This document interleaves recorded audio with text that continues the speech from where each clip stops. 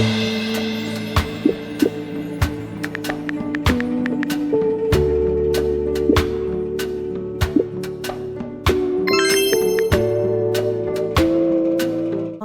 did have some other popular opinions that I wanted to share.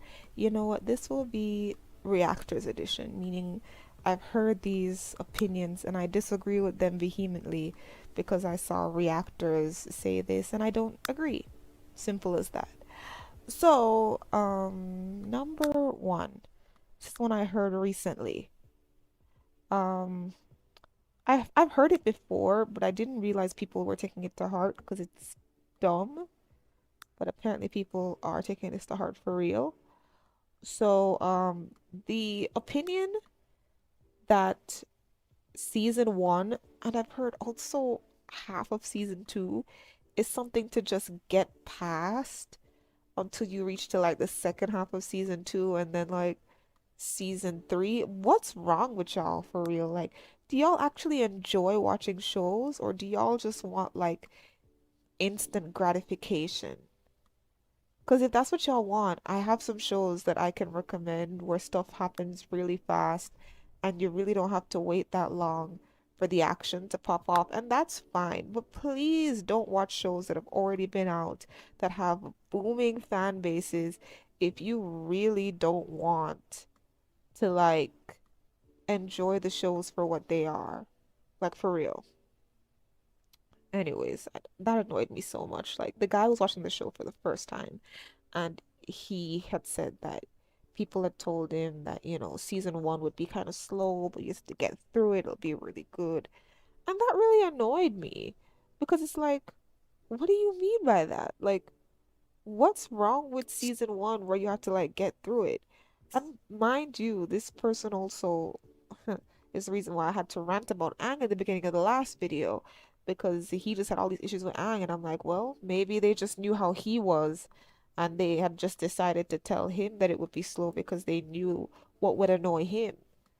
But even his subscribers were trying to tell him in the first video not to be so tough on Aang because it didn't really make much sense that he's a kid. And I hate people like that. If you have to say the obvious more than once to defend yourself for saying stupidity, then just stop saying stupidity over and over. Like you said it once, leave it alone. Like this guy would say over and over again, I know he's just a kid, but it's still annoying. It's still annoying. That's supposed to be my next popular opinion. Don't worry. So with this first one, no. My popular opinion is the show is good from season one go all the way down. It is. It is.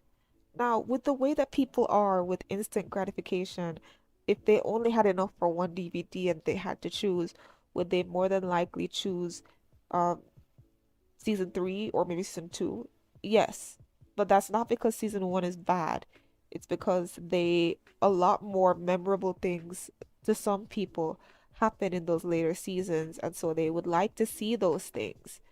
That is it. So, for me personally, I like season one. I remember most of the things that happened in season one. As a matter of fact, season one does kind of the most of the world building and the most of the character development. I guess some people don't like season one because it seems to just, what's the word? It goes slow for some people. But for me, it's like, yeah, it's going slow. It's called character development, sir, ma'am. That's why it's going slow. That's why there's episodes that are only centric on certain characters sometimes in the first season. That's why people like Ang will make foolish mistakes that he learns from. I heard, God, the guy made the dumbest remark I ever heard. He was like, "Oh, I hate how Ang has to learn the hard way. Why doesn't he just listen to what people tell him and do the right thing?" Now, mind you, Ang is very childlike, so he'll listen to people, and it's not like he never does. But this guy just seemed to be annoyed because Ang would learn by fire. Hilarious. Ang will learn by fire instead of learning from example of being like, okay, don't do that because that would be. And he was annoyed by that. And I'm just like, first of all, this is a show where the character development actually matters. Whatever little is there. So you can't just be mad at the character development that's already there because you wish he just got things faster. And here's the only reason why I'm upset with that is because he hasn't reached it yet. He hasn't even gotten to the end of season one yet. But these are the same people who would watch Legend of Korra and be completely understanding and be mad at whoever in the comments is saying what he's saying about Aang about Korra. These are the people who would be completely understanding, like, oh no, she just, it's good character development. She was already stated as a very strong-willed character, so it definitely makes sense for her to learn this way. Don't worry, guys.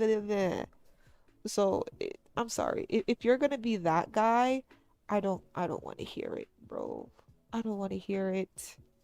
So yes, that's the first unpopular opinion. You can watch the entire show through. I would never in my life tell you that one part of it is good and one part isn't because that is a lie. There is no just get through this and get to that. No.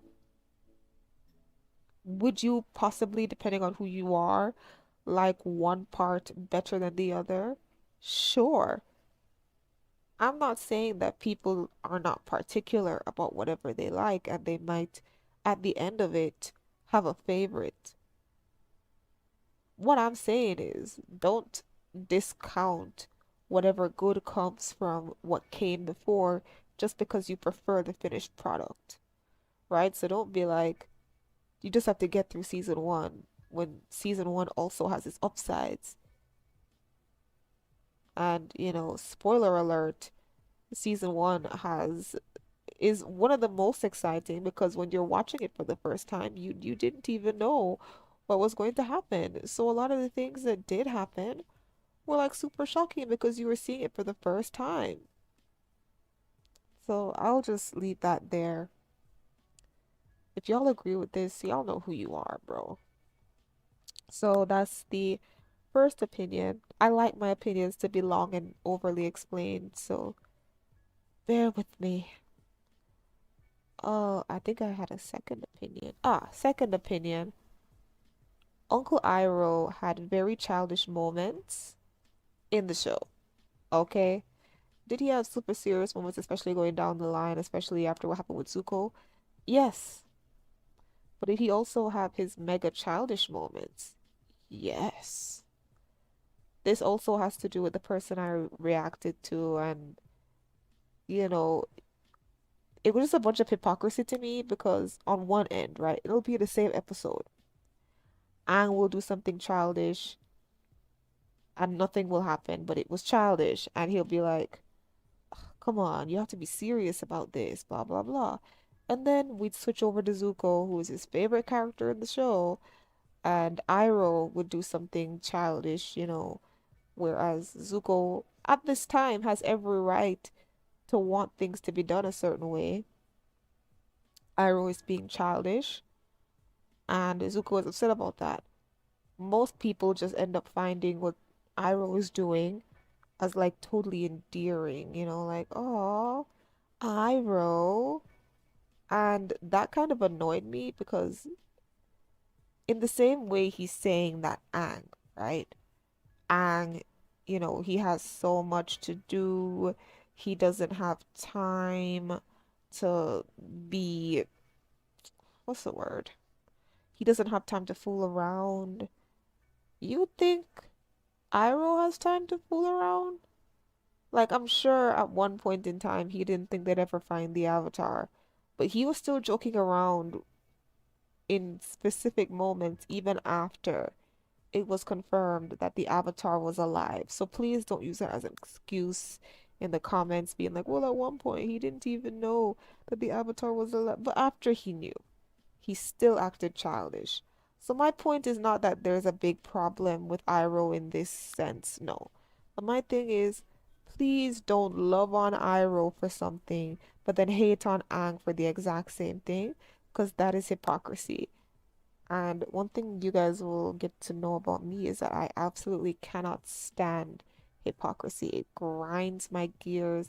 It makes me totally uncomfortable and angry. So, yeah, I think that's all I'm gonna say on that for now. That's all I'm gonna say on that for now. All right, unpopular opinion number three. Um, hmm.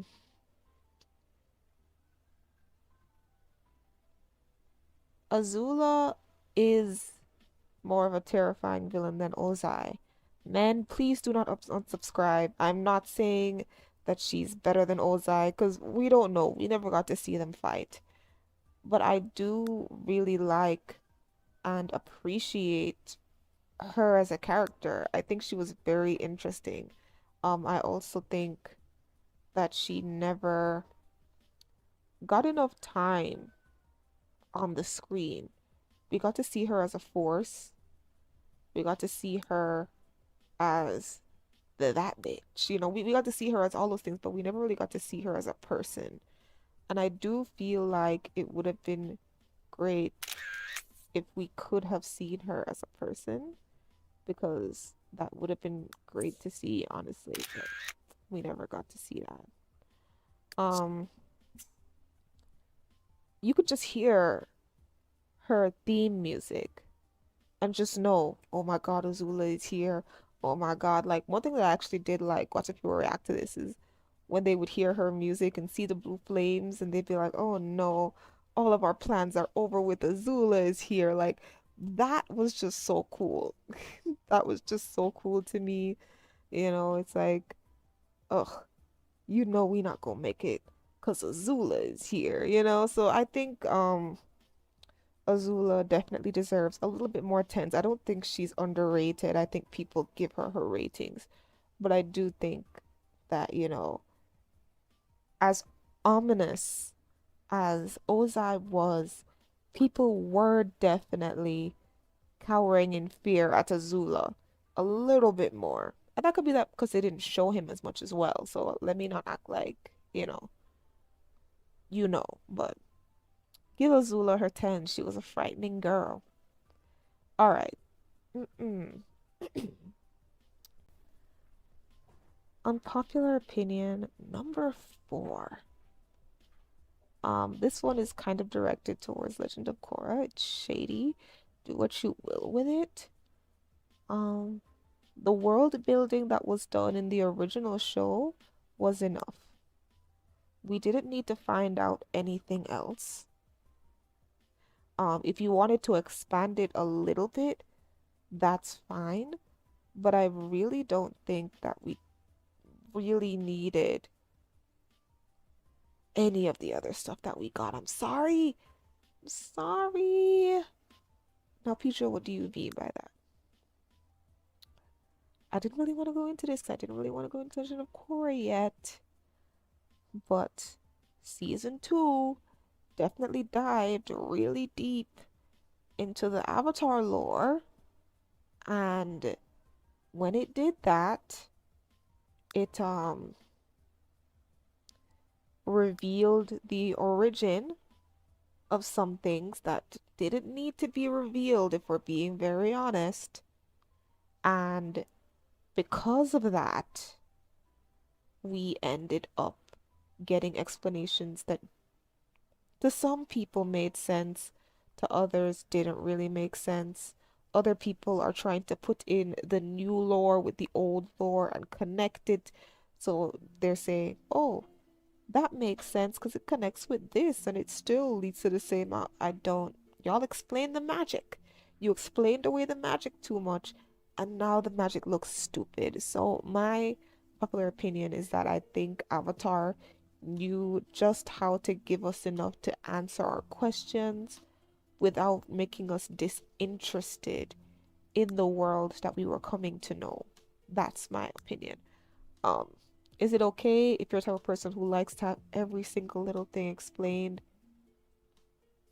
Sure, do you? But for me, personally, I did like that there were some things that I didn't get answered because, to be honest, I wasn't thinking about that. It was high stakes, non-stop action. A lot of stuff were going on. I didn't have time to think about where the lion turtles came from and who taught who taught the lion turtles bending and where did these animals that bend get their bending from? Like I didn't have time to think about that because I was too busy Ah, with the impending war. So, yeah, that is why I feel that way. I feel like they gave us just enough story that we didn't have to want for anything else. That's my opinion. I know some people disagree. They really like what um that show LOK did with the lore. They like how the show expanded it and they feel like it was expanded well. I vehemently disagree with that, but I am not you, so you have to agree with me, and I don't have to agree with you. It's as simple as that. Unpopular opinion number cinco. Um, I don't want to go back into Legend of Korra. Let me fly back into my world. The lion turtle was not a Deus Ex Machina. I know a lot of people think that it was, but it wasn't. If you still think it is after this, fine, that's your opinion, but it's not to me. That's my personal opinion. Was it a little convenient? I guess so. But it wasn't so far out of the realm of what could happen that it looked forced. Like, for example, in the Marvel movie, and I might make a separate video about that actually.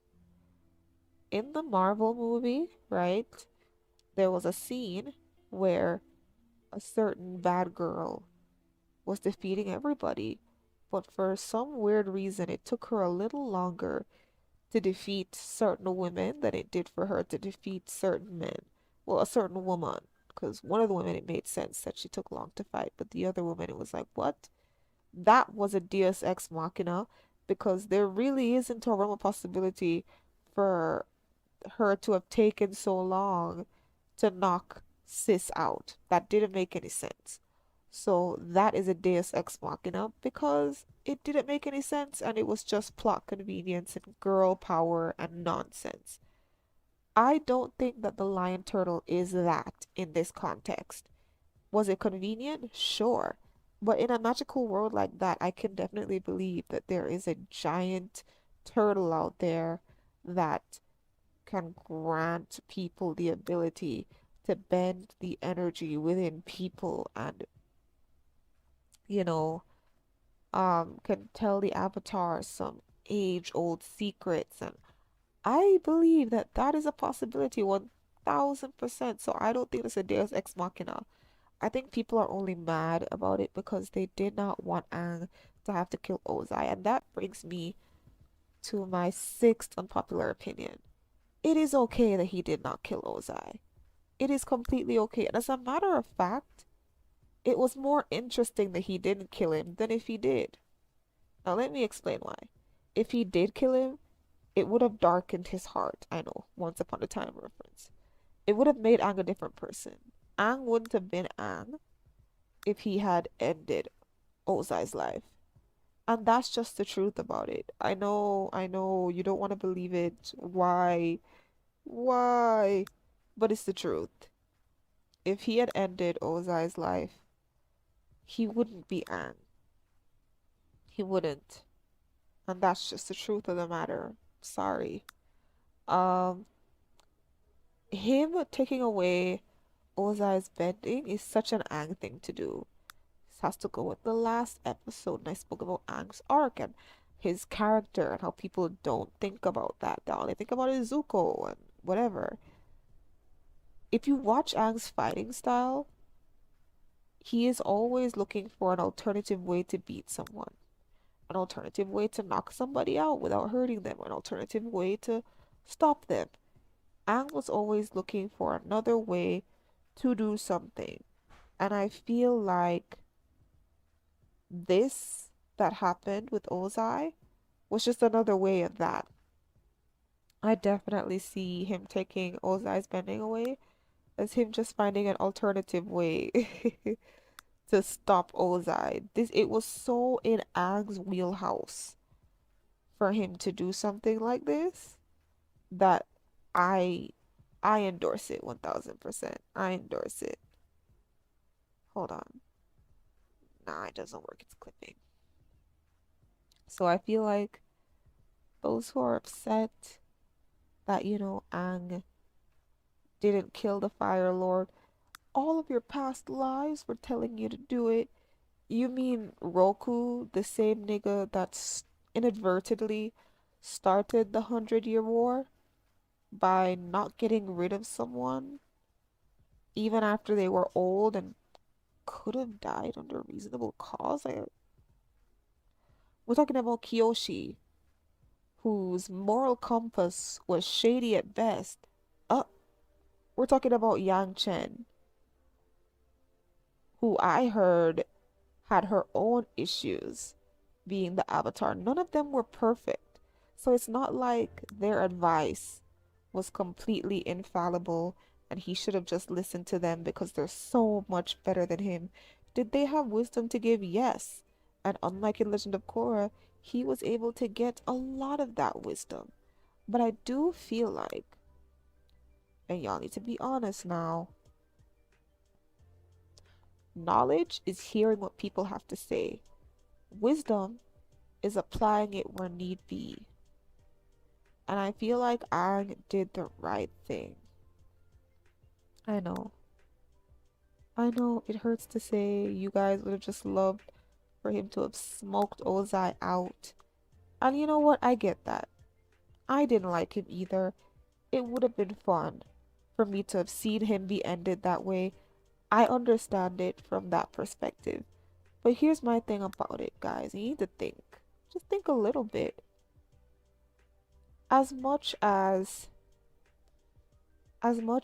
he was a terrible person, he was still a person. And I think we don't take Aang into accountability.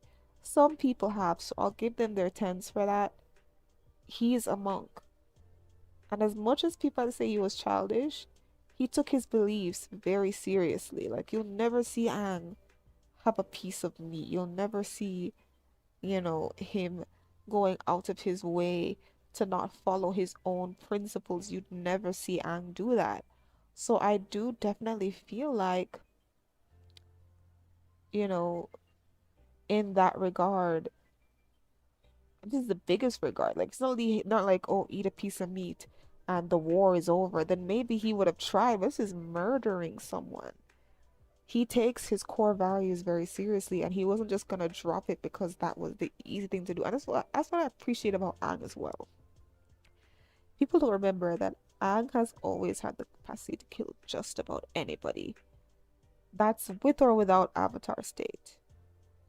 He could have killed Ozai, but he didn't want to take the easy way out. He wanted to rack his brain and find another way to get rid of him without having to end his own life and without having to compromise himself, because he didn't want to compromise himself. Everything that he was is why he was able to go from town to town and help people and save people's lives and be the savior, be the avatar, you know? That was all due to his personality, the way he was able to stop conflicts and, do all of those things. So I do think that he just didn't want to lose himself to end this war. And I think that that's okay. I think that that's okay for him to do because it worked out. If you think that the way it worked out was a Deus Ex Machina and in real life he never would have gotten that kind of out, I understand. I understand why you think that. And you know what? I don't hate you for thinking that. It makes sense that you would think that. Like, where did that come from, right? Where did that perfect out come from? I don't know. Who knows? But this is what I will tell you though. Aang is genuinely a good person. And he genuinely doesn't like hurting people. As crazy as that sounds. So, in that same way, I feel like he wouldn't want to hurt Ozai either. And let me just say this, because of Ozai's grandparents, all of his people are dead. Like all of them. And I feel like people don't think about that, especially when they talk about Korra, and I'll get into that at some point as well. But all of Aang's people are gone. They're all just gone. And he's not with them anymore. And apart from that one time he got upset and had an aneurysm with the Avatar state, he never really took it out on anybody. He was like, well, my people are gone, but I'm here and I couldn't help them, but I'm gonna help everyone else. And I feel like that was so admirable of him. So I get it. You feel like he should have just ended Ozai's life. I agree. He could have just done that. I get it. But he didn't. And I still do think that there is a lesson to be learned there that we're not thinking of. Because we're just thinking with our bloodlust mind, you know? So, yeah, I think that was the sixth one. That went on for a while because this has been happening for years. Even people who generally watch the show have been complaining about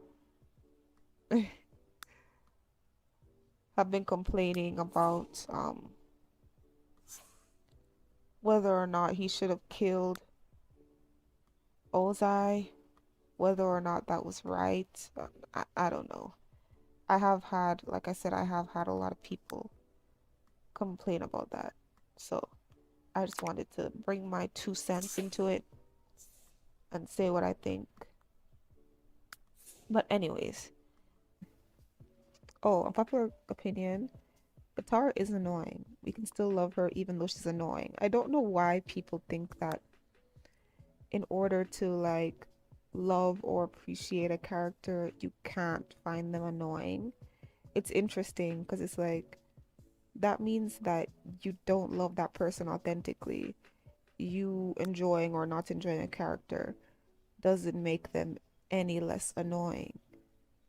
That's what I believe personally, but hey, you do you. Katara has her annoying moments, which can stem into worse than annoying, which is what I talked about before in the previous video, so I'm not going to rehash that, don't worry. But yeah, Katara, she could do better sometimes. She annoying, but we love her. She's not my favorite anymore because, next unpopular opinion. Um, the thought that Toph would just destroy Boomy because, there's the questions, oh, if they were to fight, who would win? Everybody just randomly says Toph as if there's no way in hell Boomy will be able to defeat her. Personally, I don't know. I think it's a pretty good matchup. In terms of, I think I definitely see where either one could win. I think it's one of those evenly matched fights where like it could end up being down to the wire and a slip up on the other side causes the other person to win. I know that's a very unpopular opinion because most people just feel like, well, obviously Toph would whoop his ass and da da da da. And guys, I get it. Okay, I understand. All I'm saying is, I don't think it's as cut and dry as you guys think it is. That guy earthbended with his eyebrows, for God's sake. I don't think Toph would just destroy him immediately unless there were certain circumstances. And Toph is incredible. She can bend without even having to see. So he wouldn't just destroy her immediately. I think it would be a really good fight because it would be a well-balanced fight. And that's all I'm trying to say at the end there. So please don't come for me in the comments. I love Toph too. She's my second favorite character in the whole show, or third. I'm fighting between her and Sokka. But yes. Let's Oh, this is another unpopular opinion. I can't believe I forgot this. But unpopular opinion, um, I kind of ship Toph and Sokka more than Suki and Sokka. Don't destroy me. Let me explain first, all right? Now, this isn't because I don't feel like Suki deserves Sokka or that's not what it is. Honestly, it's just because Toph and Sokka had a lot more moments together and they related to each other on certain things. And when the going got rough for Toph, she was able to speak to Sokka about things. You know what I mean? So I feel like that made it more interesting. So when I don't know, what's the word?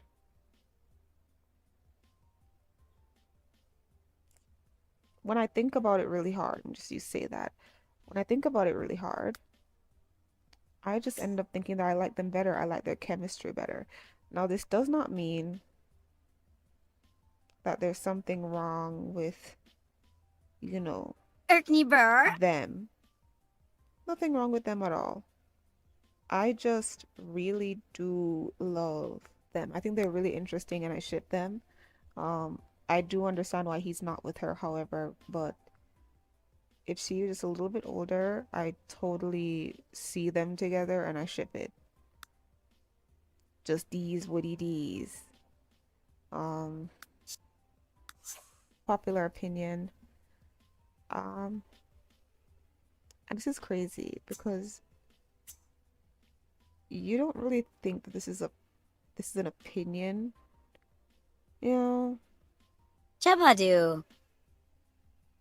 but sometimes I think that certain characters get overlooked because other characters get a little bit more screen time. And to me personally, it's really unfair.